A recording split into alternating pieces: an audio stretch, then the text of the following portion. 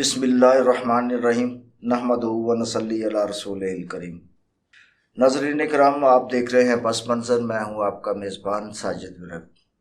ناظرین، جیسا کہ آپ کو پتہ ہے کہ پاکستان اس وقت شدید معاشی بحران کا شکار ہے، اور گزشتہ حکومت نے کہا تھا، بلکہ اب تو ہو گیا ہے، انہوں نے کہا تھا کہ ہم نے پاکستان کو دیوالیہ ہونے سے بچا لیا ہے، حالانکہ ایسا کچھ نہیں ہوا۔ جس ملک کی افراط زر 40 سے کراس کر جائے تو وہ ملک جو ہے آٹومیٹیکلی دیوالیہ ہو چکا ہوتا ہے، اور پاکستان میں اس وقت اس کی شرح جو ہے تقریباً 48% تک پہنچ چکی ہے۔ جو اس وقت مہنگائی کا حال ہے اس سے کوئی بھی شخص محفوظ نہیں ہے۔ یہ ایسا افریت ہے جس نے ہر ایک کو ڈس کے رکھا ہوا ہے، خواہ وہ ملازم پیشہ آدمی ہے، خواہ وہ کاروباری ہے، خواہ وہ عام لے مین ہے۔ بجلی کے بلوں نے اس قدر لوگوں کو پریشان کر رکھا ہے کہ لوگ مجبور ہیں کہ ہم بجلی کا بل ادا کریں یا اپنے بچوں کی کفالت کریں۔ ان کے پاس کوئی دوسرا آپشن نہیں رہا، کیونکہ بل تو بہرحال ادا کرنا ہے۔ اگر نہیں ادا کرتے تو ظاہر سی بات ہے وہ مزید پہلے تو بہت سارے اس کے اوپر ٹیکسز ہیں، اور اس کا ٹیرف جو ہے وہ بہت مہنگا ہے، اور ہر 200 پر کے اوپر جب یونٹ ہوتے ہیں تو اس کے 2 یونٹ اوپر ہونے سے آپ کا بل جو ہے نا وہ کافی بڑھ جاتا ہے، یعنی ڈبل سے بھی زیادہ ہو جاتا ہے۔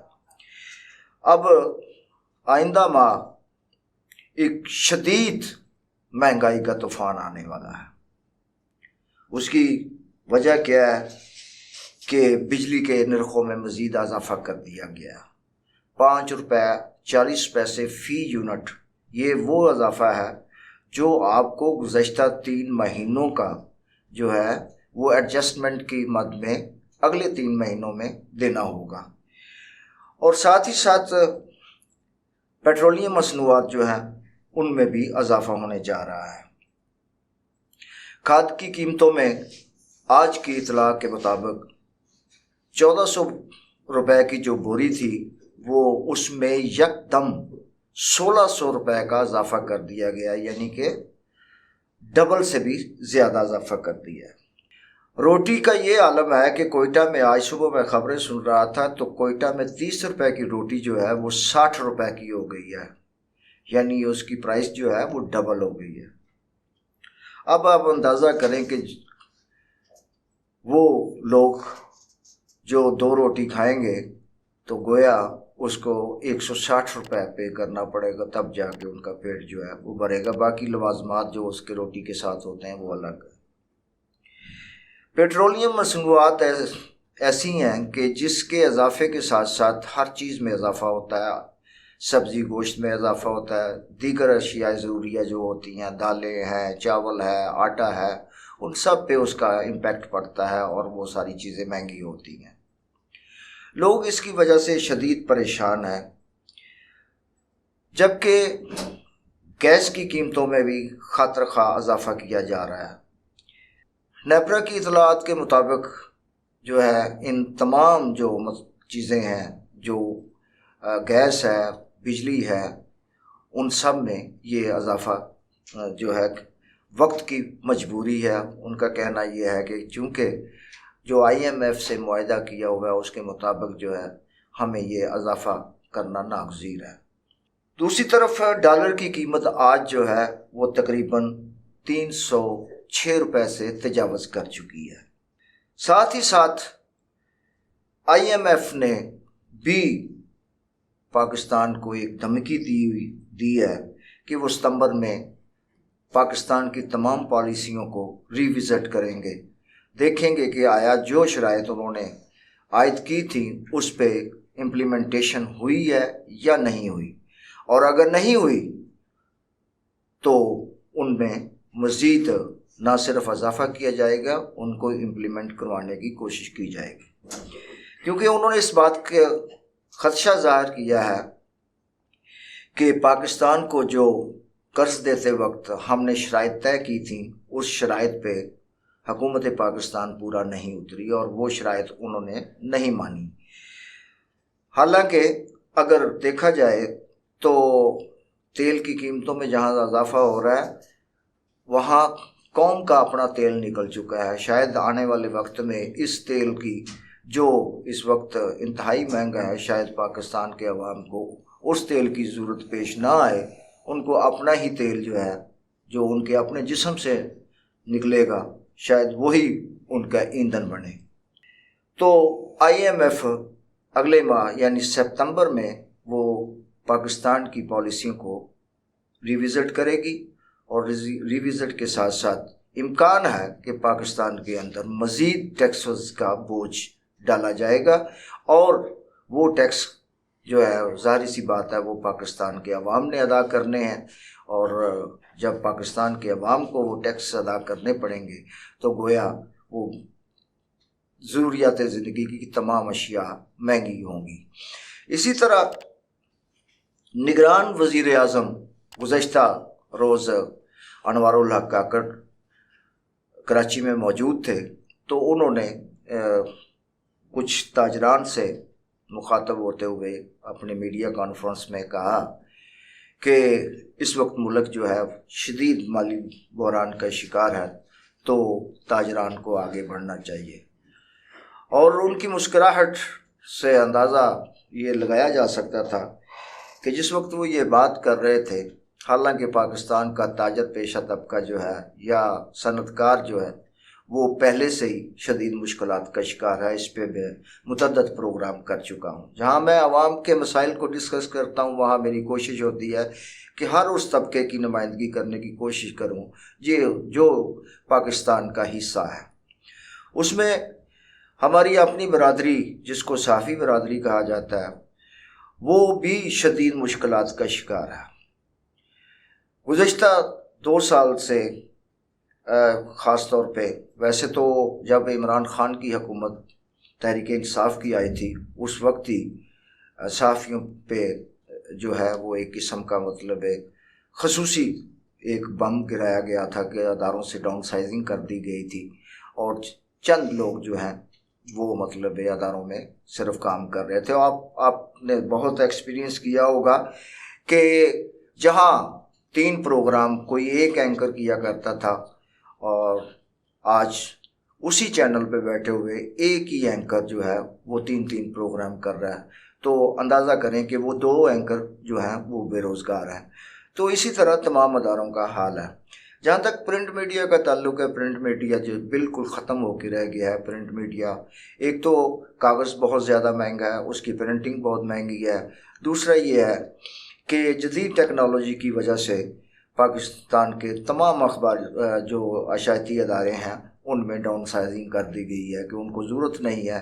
جہاں 3-4 آدمی لوگ کام کرتے تھے، مثال کے طور پہ ایک پروف ریڈر ہوتا تھا، ایک سب ایڈیٹر ہوتا تھا، رپورٹر ہوتا تھا، پھر اس کے بعد پھر کمپیوٹر سیکشن کے لوگ ہوتے تھے، اسی طرح آرٹ سیکشن میں لوگ ہوتے تھے جو کاپی پیسٹ کیا کرتے تھے۔ تو اب ساری چیزیں جو ہیں وہ ختم ہو گئی ہے، نہ پروف ریڈنگ کی ضرورت رہی ہے، نہ مطلب سب ایڈیٹر کی ضرورت رہی ہے، نہ رپورٹر کی ضرورت رہی ہے۔ وہ ایک ہی بندہ جو ہوتا ہے وہ سارا بیٹھ کے کام کر رہا ہوتا ہے، یعنی وہ باقی 4 لوگ جو ہیں وہ بے روزگاری کی زندگی گزارنے پر مجبور ہیں۔ ان کے خاندان کیسے سروائیو کرتے ہیں؟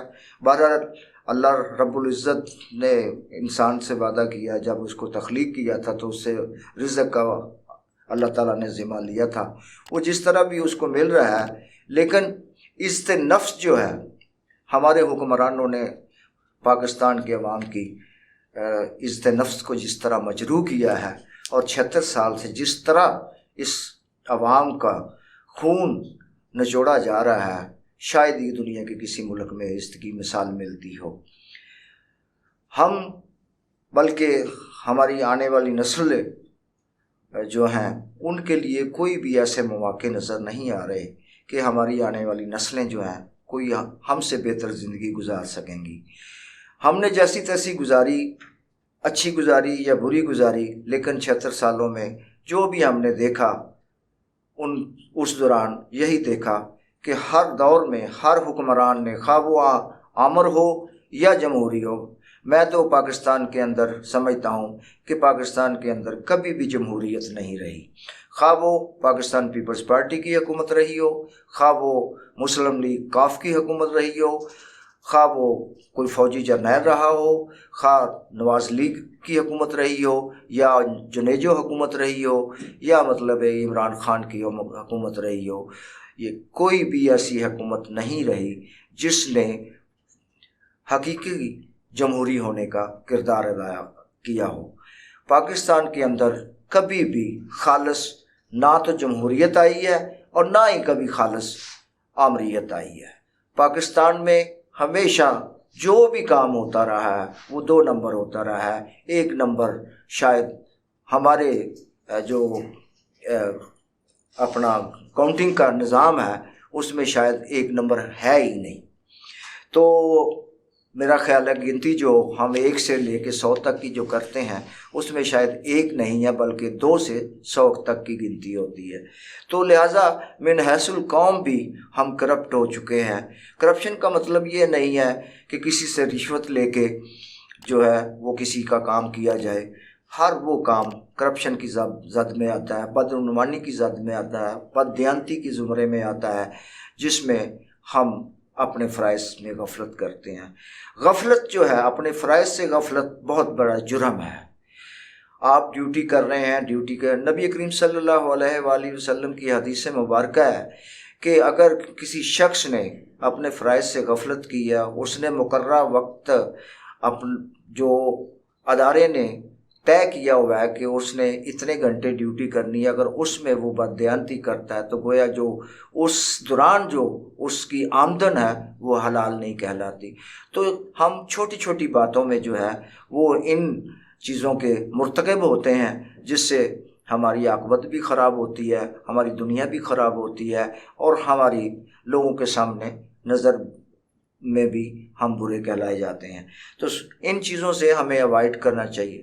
اب جو اس وقت پاکستان کے اندر جو صورتحال ہے وہ بہت گمبھیر ہے، معاشی طور پہ بہت ہی زیادہ لوگ جو ہیں بجلی کے بلوں سے، گیس کے بلوں کی وجہ سے سٹ پٹا اٹھے ہیں۔ اب وہ اتنے دل برداشتہ ہو چکے ہیں کہ اب ان کے پاس ایک ہی آپشن ہے، یا تو وہ خودکشی کر لیں، اور دوسری خودکشی اجتماعی خودکشی ہے۔ اب بہت سارے لوگوں سے میری بات چیت ہوئی ہے، لیبر کلاس سے بھی ہوئی ہے، کاروباری طبقے سے بھی ہوئی ہے، دیگر لوگوں سے بھی ہوئی ہے۔ انہوں نے کہا ہے کہ دنیا کا 7واں اور اسلامک دنیا کا پہلا ملک جو ہے ایٹمی پاور پاکستان ہے، لیکن اس ایٹم کا ہمیں کیا فائدہ؟ اس ایٹم بم کو بہتر یہی ہوگا کہ پاکستان کا اشرافیہ جو ہے، کیونکہ اشرافیہ جو ہے وہ پاکستان کو لوٹنے کے لیے آتا ہے، پاکستان کے وہ سٹیک ہولڈر نہیں ہیں، پاکستان میں صرف وہ حکمرانی کرنے آتے ہیں۔ تو ان کو حکمرانی جب وہ کر لیتے ہیں، جب وہ ملک کو لوٹ لیتے ہیں، تو وہ کبھی بھی یہاں نہیں رہتے، ان کے بچے یہاں نہیں رہتے، ان کی فیملیز یہاں نہیں رہتی، اور جب بھی ان کا اقتدار ختم ہوتا ہے تو بھی وہ پاکستان میں نہیں رہتے۔ جب الیکشن کا وقت آتا ہے تو اس وقت وہ پاکستان میں آتے ہیں۔ اسی طرح ہماری اسٹیبلشمنٹ کا حال ہے، وہ خاص سول اسٹیبلشمنٹ ہو یا وہ ملٹری اسٹیبلشمنٹ ہو، ان کا بھی یہی ہے۔ بڑے عہدوں پہ فائز جو لوگ ہیں وہ بھی پاکستان کا حصہ نہیں ہیں، وہ بھی باہر چلے جاتے ہیں۔ تو بہتر یہی ہوگا کہ پاکستان کی اجتماعی خودکشی کے لیے وہ ایٹم بم جو ہے وہ پاکستان کی اشرافیہ، جو سو کالڈ اشرافیہ ہے، جو اس ملک کو لوٹنے کے لیے آتے ہیں، جو صرف ایک قزاق ہیں، ڈاکو ہیں، لٹیرے ہیں، وہ جتنا انہوں نے لوٹ لیا سو لوٹ لیا، اب اس ملک کی جان چھوڑیں اور وہ چلے جائیں۔ اگر ان کو اپنی جانیں اتنی عزیز ہیں تو باقی جو 25 کروڑ عوام ہیں ان کو یہ ایٹم بم انہی پہ استعمال کر کے ان کو ختم کر دیں، تاکہ نہ رہے گا بانس نہ بجے گی بانسری۔ اسی کے ساتھ میں آپ سے اجازت چاہوں گا، آئندہ پروگرام میں پھر ملاقات ہوگی۔ اللہ حافظ۔ پاکستان زندہ باد۔